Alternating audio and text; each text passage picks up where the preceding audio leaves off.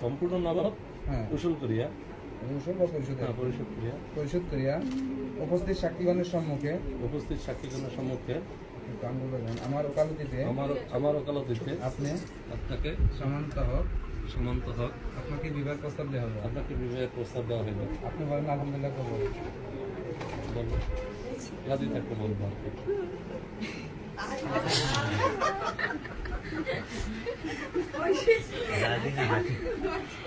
বলো রাজি আলহামদুলিল্লাহ। বলো শোনে আরেকবার বলেন কবুল।